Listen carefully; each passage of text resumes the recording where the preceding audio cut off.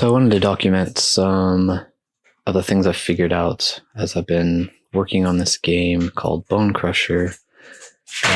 One of the first things I wanted to happen is you instantly kind of get pulled into the world and the story and what's going on. So when you spawn, which is right here where we're at, I wanted to simulate something going on in the world bigger. And so what I've done, if we play through it, got like a shake. We got these rocks fall, and then he, yells, "Look out!" And then when you talk to him, he, lets you know the rocks nearly took your head off. Did you feel that? The ground's been shaking all morning. So I wanted to simulate like this earthquake type of thing.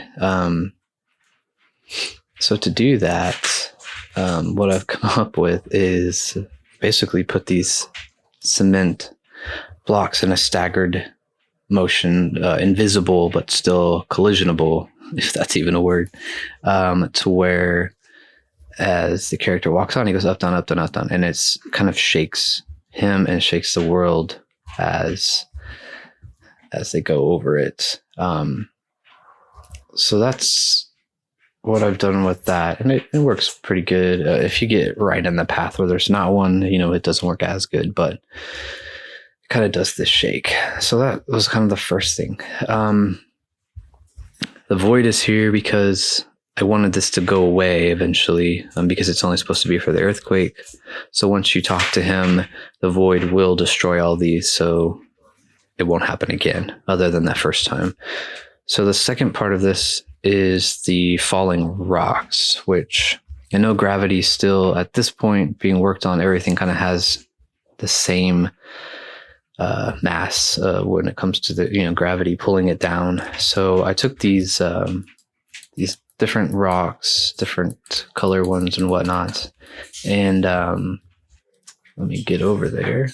Basically, one of these plates here, which is, I believe it's right in the middle. I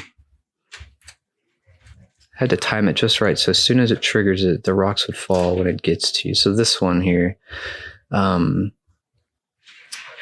just put the speaker detecting the avatar. Detection range is 4. So as soon as you get in here, it's going to trigger, what did I call this? Rockfall 1, right? So that will trigger all these little guys up here, which just use the numpads. And these will just spawn these rocks, right? But something I found, like, they're going to spawn the side with the buttons, right? So this one's facing down, so it's going to just fall straight down. But something I did find out is if you point the buttons at a surface like this one, or even, where is it? Like this one, if you point it at them, the rock will launch out, hit the surface, and it'll fall faster than if it just falls with this one. So let's see if I can look up when we go over this, and maybe. So see, like this one right here fell really, really fast, while this other one just kind of glided down. Let's do it again.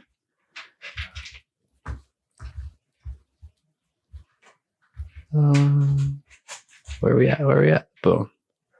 So see, these two right here, maybe this one and this one, were really, really slow, and these fell really hard, really fast. So that is something, even though everything weighs the same right now, if you do that, it will fall faster. So that's one thing I'm kind of mess with. And so we've done that twice in this game.